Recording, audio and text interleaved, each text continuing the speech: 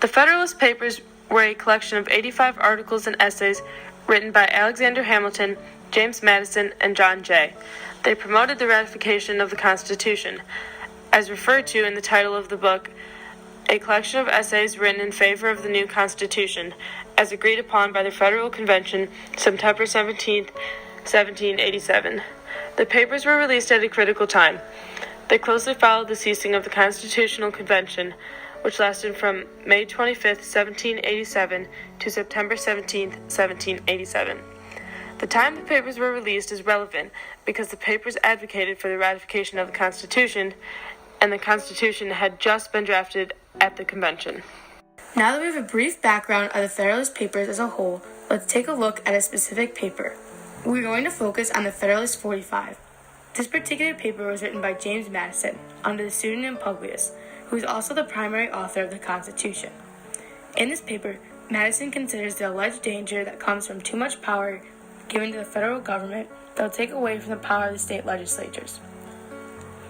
Historically speaking, history is on the side of the states. This is simply because there has been no example where individually governed states have joined together to form a union that has not created a person nor group in power that would eventually have a level of power that would take over that of the states. A prime example, England. So you can see why the people would not want a strong federal government. I mean, they just fought a war to get away from one. Also, you kind of need the state legislatures to be happy to properly run a country under a federal government. For example, at the time, state legislatures appointed members of the Electoral College, which is a huge factor in electing the president. Basically, you can run a series of state governments effectively without a federal government, but not the other way around. Madison next explains how the state legislature's rights are further protected. State legislatures still solely have the power to elect the member of the Senate. However, this important power to the state legislatures was repealed around the turn of the century. Sequentially, it gave the power to the people to elect who would be the senator for that state.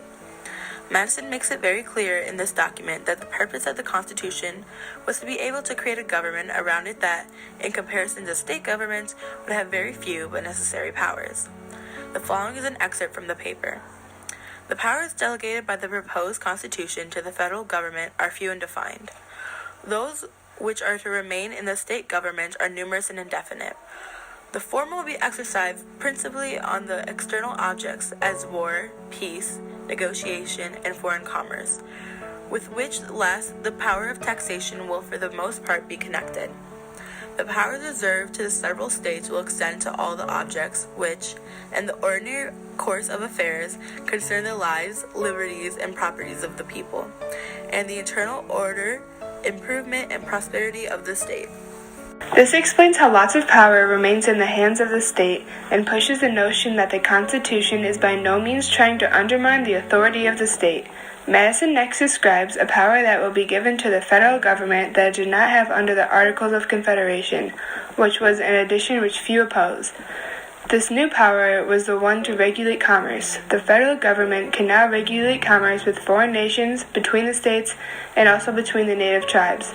It is said that since there was little opposition, it was included in the new Constitution.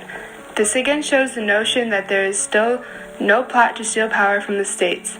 It is made obvious in this document that the judiciary is responsible for upholding the Constitution and the rights given to us by it.